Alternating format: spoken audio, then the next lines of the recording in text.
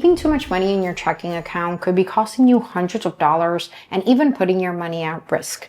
In this video, I'll break down why and show you what to do instead. The first and most important reason, yet the most ignored, is that checking accounts pay little to no interest. On average, they offer about 0.7% APY, which means a $10,000 balance would only earn you $7 a year, which is basically nothing. The reason they pay such low interest rates is because checking accounts are designed for spending, not growing your money. They're meant for everyday or monthly expenses, bills, groceries, or even that daily coffee run, not for holding large amounts of cash that could be making you way more money somewhere else. So if you want your money to actually grow, some things you can do instead is invest it in index funds, CDs, or my personal favorite, put it in a high-yield savings account.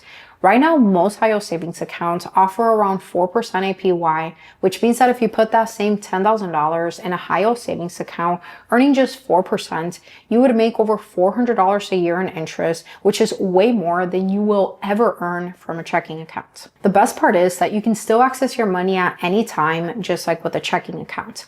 Some high-yield savings accounts even come with a debit or ATM card, so you can withdraw your cash whenever you need. You can also look into money market accounts or interest-bearing checking accounts if you want to earn interest while still having easy access to your money. Just whatever you do, don't let thousands of dollars sit in a regular checking account doing nothing when you know that money could be growing somewhere else. The second reason not to keep too much money in your checking account is that it can lose value over time because of inflation. On average, inflation increases by about 2 to 3% each year, which means things get more expensive and your money buys less over time. For example, if inflation is 3%, but your checking account only pays you 0.01% interest, your money is actually losing about 2.99% of its value every year. So if you have $10,000 sitting there, you're losing about $300 in buying power every year.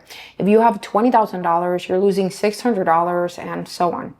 But if you were to move that money into, I don't know, let's say a high-yield savings account, or if you were to invest it in something like the S&P 500, which averages 7 to 10% returns a year, your money could potentially grow over time instead of shrink. Another big reason why having too much money in your checking account can be a problem is because it's easy to access, which could lead to more spending. It's like having junk food around you all the time. You're going to end up eating it even if you're not hungry. So the way to fix this is by separating the extra money in your checking account into different accounts. For example, I only keep enough in my checking account to cover my monthly bills like my mortgage, car insurance, and phone, and I leave a little extra just in case something unexpected comes up like emergencies or something like that. I then set aside part of my money into an emergency fund.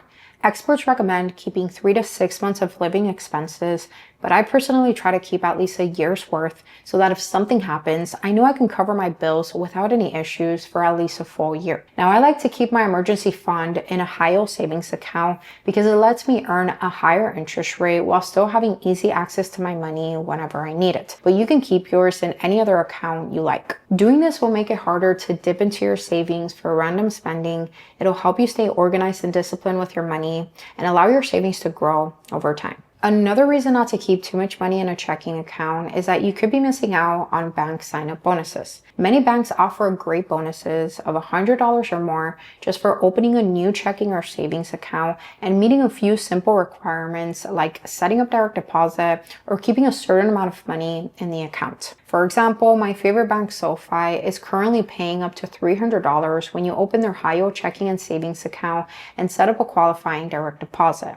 Plus, you can get an extra $25 when you sign up using my personal link down in the description, totaling $325.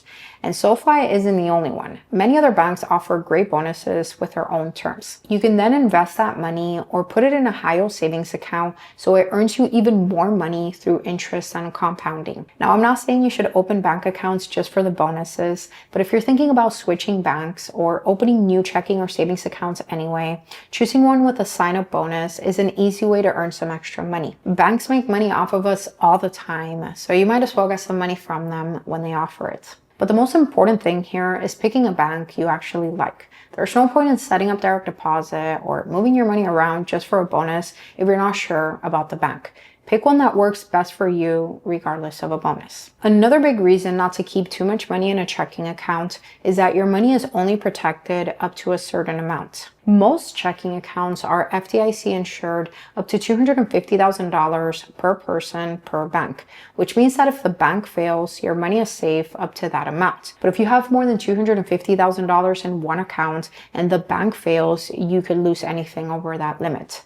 This doesn't happen often, but it did with Silicon Valley back in 2023, and some people had a way to get their money back. So if you have more than that, it's smart to spread your money across different banks or accounts to stay fully protected. Now, realistically, most people don't have over $250,000 sitting in their checking accounts, so the regular FDIC insurance should be more than enough. But if you do have more than that, make sure to spread it out to keep all your money safe. The last reason you shouldn't keep too much money in your checking account is because it makes you more vulnerable to fraud or unauthorized transactions. It's like carrying all your savings in your pocket. It's easy to use, but if someone steals your wallet, they could take all your money. That's because your checking account is linked to your debit card, so every time you use it to buy something or to take out money at an ATM, there's a higher chance your card info could be stolen. If this happens, scammers can take money straight out of your checking account, sometimes before the bank even notices. This actually happened to my dad once, and they took about $1,000 from his account. So again, try to only keep the money you need for the month in your checking account and put the rest in maybe a high-yield savings account that earns interest. Since savings accounts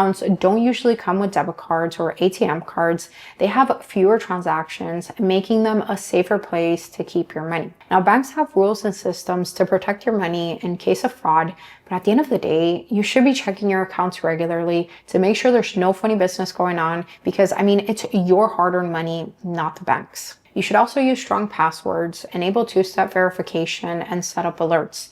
That way, if anyone tries to use your debit card or accounts without your permission, you can quickly report it and hopefully prevent losing any money. The bottom line is that checking accounts are meant for paying bills and everyday expenses, so you should always keep some money there. But if you want your money to grow, you should put the rest in a high-yield savings account, a money market account, or a CD, also known as a certificate of deposit. That way you earn more interest. And for long-term growth, you can invest in things like index funds, real estate, or any other investment you like. And if you're wondering how much money you should keep in your checking account, it honestly really depends. Most experts recommend keeping enough to cover 1 to 2 months of expenses, plus a little extra for unexpected things like, a car repair or emergencies. And the rest of your money should be working for you in savings, investments, or paying off debt. For example, if you spend $2,000 a month, you should keep about $2,000 to $4,000 in your checking account. Plus an extra 30% as a safety net would be about $600 to $1,200, depending on how many months of expenses you want to keep. So in total, based off of these numbers, you should have about $2,600 to $5,200 in your checking account to cover bills and expenses. That way you don't accidentally miss a payment or overdraft on your checking account. So there's really no one-size-fits-all answer. How much you keep in your checking account ultimately depends on your personal situation. But I want to know how you set up your money. Do you keep everything in a checking account? Do you put half in a checking and rest in savings, or do you invest? Let me know in the comments. And if you like this video and you want to get better with money, make sure to sign up for my free newsletter where I share super easy tips on budgeting and saving money, paying off debt, investing, building credit, picking the best bank accounts that are going to pay you the best interest rates, and much more. Just click the link in the description to join. Thanks for watching, and I'll see you in the next one.